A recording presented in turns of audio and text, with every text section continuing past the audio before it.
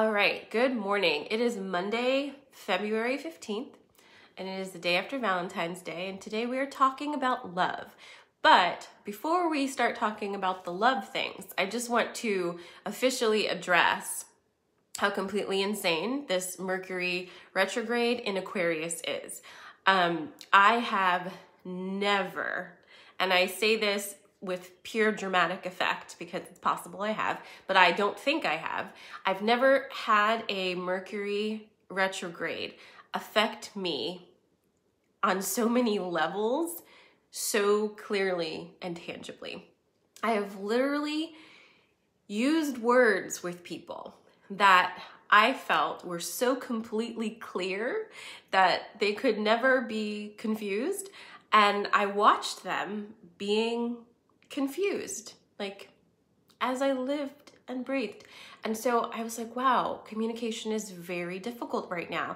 And then technology just, whoa, completely glitching, recordings disappearing, me booking things and not even thinking about time zones, like just stuff that I don't normally do. And it's been a real lesson in letting go and letting things do what they have to do. Because what I am finding is throughout each and every one of these miscommunications that would normally have deeply frustrated me and, put me in some moods, there is something that usually comes from them. Either timing needed to be different for something, or the conversation that I wanted to have didn't need to happen at that time. There's various different ways, but I've been seeing it in that way. And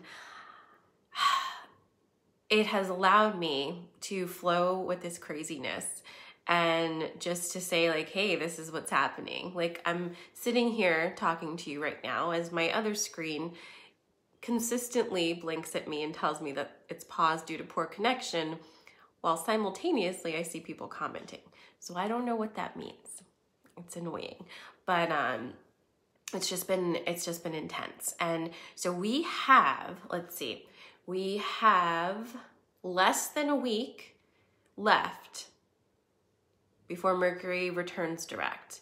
And it feels very much that when that happens, it's going to be very felt. Like it's not going to be a subtle shift.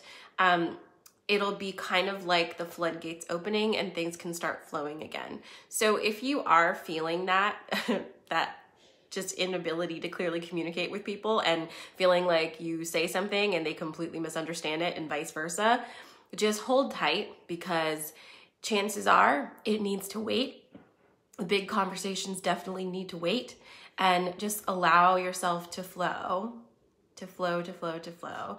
Oh, wow, Cindy, what an amazing birthday gift. Mercury goes direct on her birthday. So now we know we're celebrating Cindy and Mercury going direct, and it's going to be wonderful. So just hold tight and try to really flow with the frustration and see the humor in it, okay? I think that I'm using Chris again, if you're still here, Chris, but when Chris was doing his yoga class, back when I first started teaching yoga, I was so serious. And even in my business, I was so serious. And I was so concerned about making sure I looked professional and that nothing ever went wrong and, making this experience. And I'm not human. And I was just so I was laughing and just so happy because Chris was laughing and well, this is what's happening. These are the dogs doing what they want to do, not caring what I'm doing.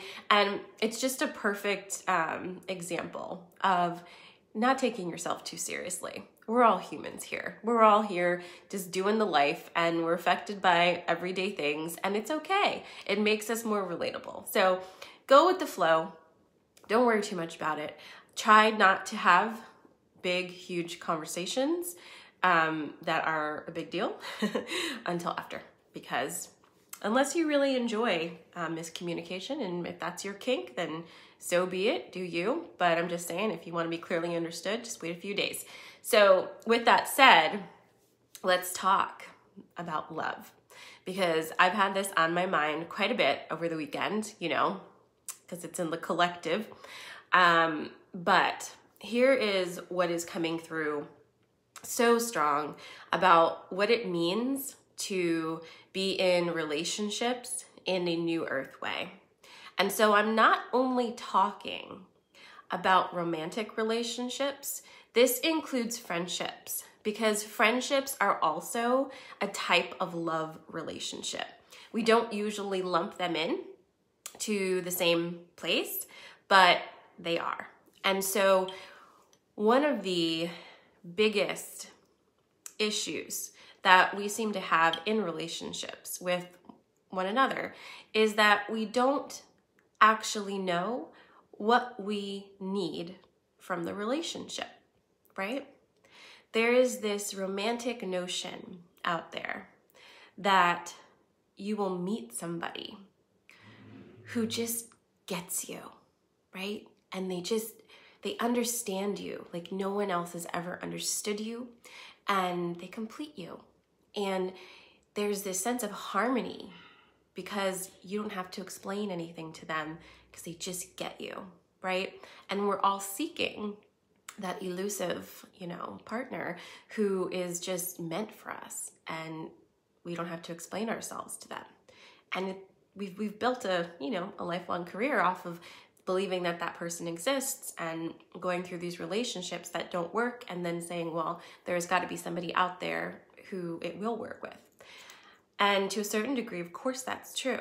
However, if you haven't taken the time to understand how you need to be loved, and I mean specifically, if you haven't taken the time to say, what is it going to take for me to feel wanted, appreciated, valued, and loved in a relationship, then you going into a relationship not clearly understanding that and expecting the other person to intuit it perfectly is a recipe for disaster, because guess what?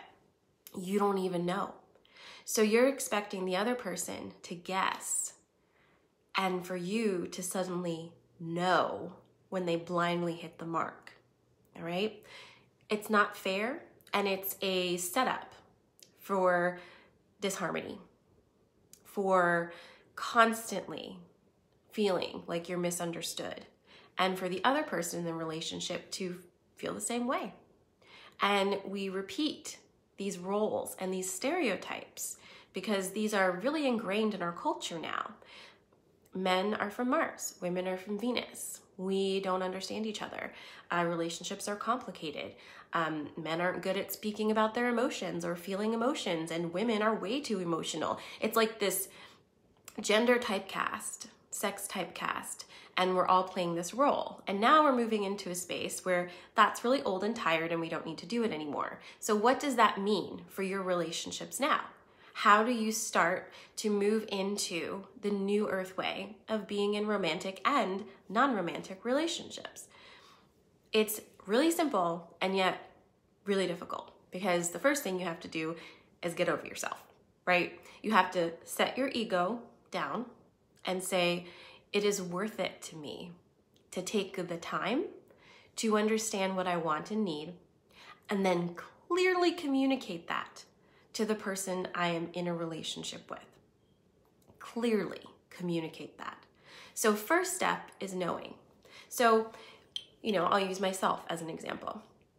I am 37 years old, and I can tell you with pure honesty that up until a couple weeks ago, or possibly this past week, I did not fully know what I needed in a relationship.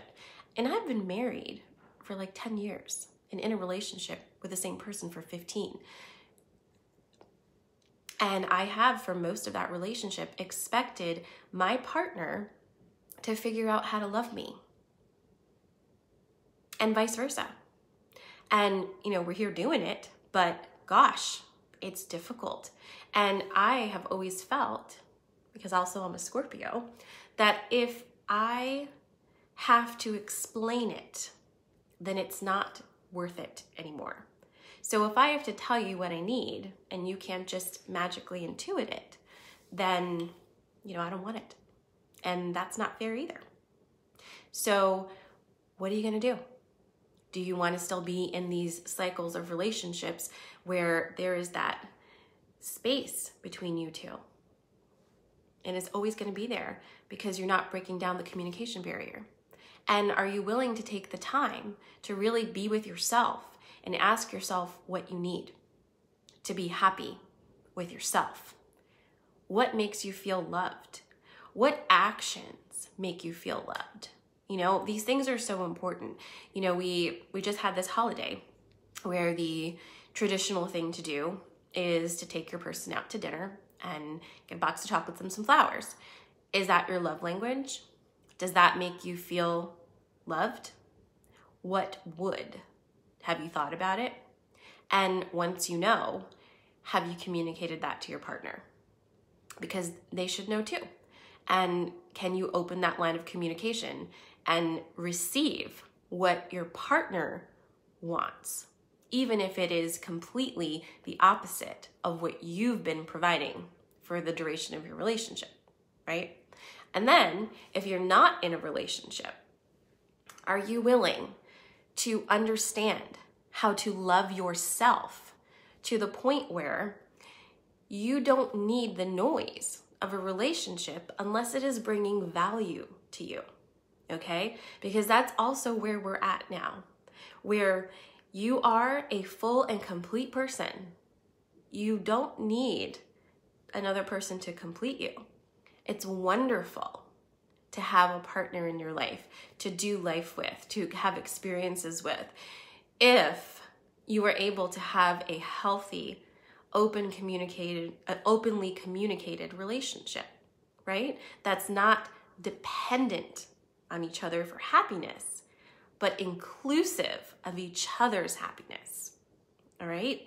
And that isn't something that we have been taught, because usually when we pair up, the other person is like completely responsible for the other person's happiness, right? It's like this mutual thing. It's like you're supposed to make me happy and complete me, and I'm supposed to make you happy and complete you. And that's the end of the story. It's all we need. And, it's kind of absurd. And it's an immense amount of pressure to put on any one person to say, like, you are the be-all, end-all of my happiness. So what if we started to look at relationships for what they truly are? An opportunity to bring two whole, separate energies together, and when they connect, create a third amazingly supercharged, fun, beautiful, energetic experience that may last your whole lifetime or may last 3 months. But regardless of how long it does last, there is an honoring of being in the present moment together and of the gifts that were shared within that relationship. And there is no failure, because when two sovereign beings come together and share a piece of their lives with each other, that's beautiful. And you will always learn something from that. You will always gain something from that if you're coming from your heart center. So it's moving into a place now where relationships are no longer conditional, because that's what relationships are right now. And we like to say unconditional because that sounds good, but a relationship is a condition. Marriage is a condition. When we enter into the business contract of marriage, there are responsibilities that come along with that. And when we enter into a romantic relationship in this current space, up until this point in time, we are absolutely putting conditions on that. We are saying, if you meet my needs, I will love you. If you do this for me, I'll do that for you. It's conditioned, and that's okay. There's nothing wrong with conditional relationships, but there is something wrong with taking a conditional relationship, calling it unconditional, and then placing so much responsibility on both parties to be the only source of happiness and fulfillment for the rest of your life, okay? So, what am I rambling on about? Well, it's really getting to know yourself and being honest about what you need and understanding that what you need today might change tomorrow. And that doesn't have to be terrifying if you've been able to openly communicate what you need all along, right? So if you're in a relationship right now, you can kind of pull back, especially during this retrograde phase, because remember I just said it's not a great time to have a big talk. And boy, am I right. I'm really right about that. But it's a great time right now to pull back and ask yourself, what makes me happy in relationship? How do I love myself? What do I need to feel loved? What do I like? What kind of dates do I want? Like, really go into that. You know, we used to do that thing like back in like junior high where you'd be like, oh, you know, this is my ideal partner. They have blue eyes and they're 6'2" and blah, blah, blah, blah, blah, blah, blah. Let's upgrade that, right? And instead, let's say, how can I make myself happy? What are all the things that I can be for me that make me feel amazing and whole and complete and happy? How can I be my own best partner? Because when you are able to do that for yourself, you can teach someone else how to love you. But if you don't know how to love yourself, you will never be able to show another person how to love you. You just don't know how. And it's not your fault and it's not their fault. But if you don't know, how can they know? So loving yourself first, is cliche as it is, right? It is the first step to a healthy relationship. And I'm going to jump now into friendships, because friendships are so important. And a lot of times we have dysfunctional friendships as well as dysfunctional personal romantic relationships for the very same reasons. People come into our lives and they go. We don't have to hold on to people with a death grip in order to win the prize of the longest relationship ever.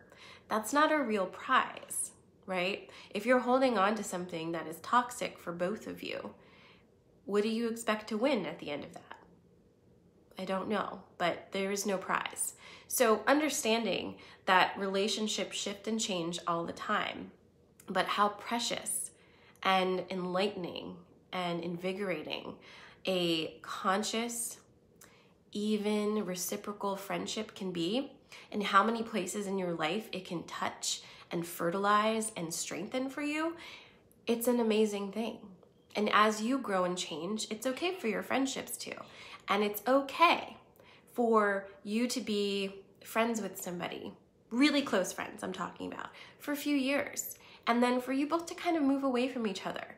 You don't have to cut off all communication. You don't have to be angry. You can say, hey, this is where I'm at right now, and we're not really connecting. And you can part with love and continue to send love to them even if they're not in your present circle.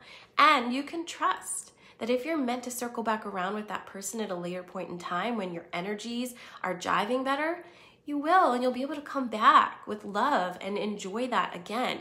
And that is something I think we all need to start understanding, because I know a lot of us have felt that, right? I've certainly felt it in the past few years where, you know, I've been such deep, close friends with people, and then it's like we just don't connect anymore, and like it's no fault of anybody's. And that can feel like such a huge disappointment and like such a huge failure. But what if it isn't? What if you're only meant to have 3 intense months with one person?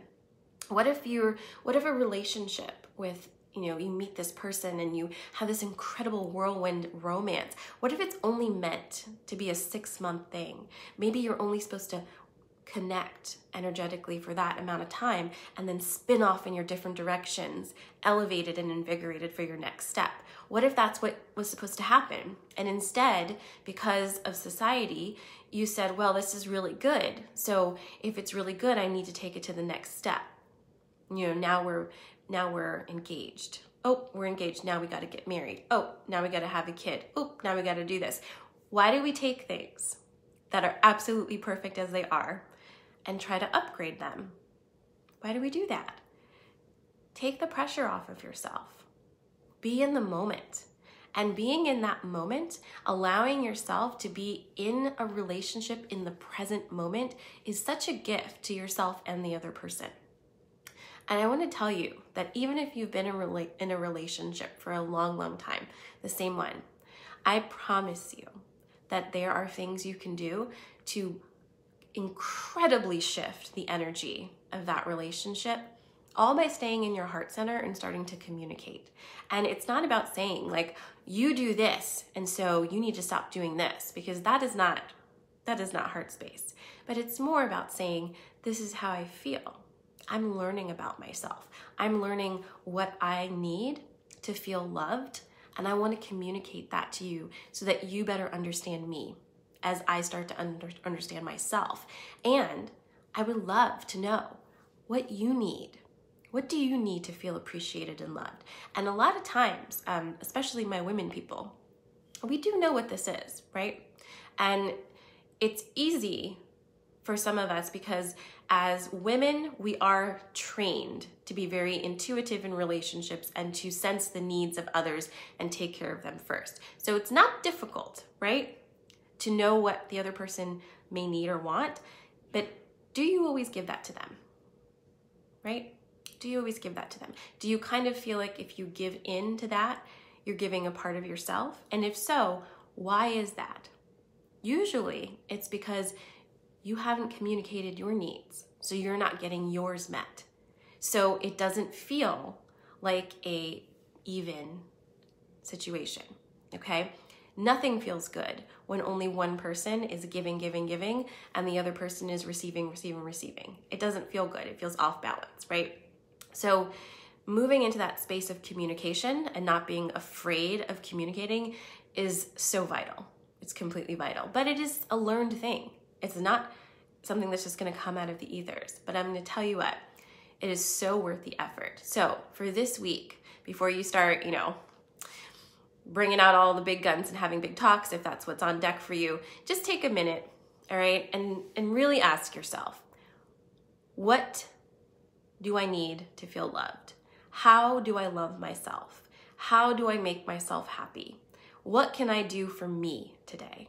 And get to know yourself, romance yourself a little bit.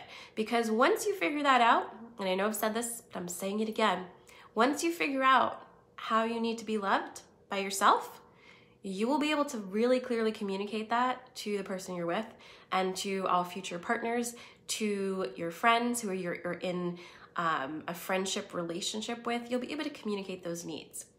Miscommunication is often the result of not understanding yourself first. So, first step is you.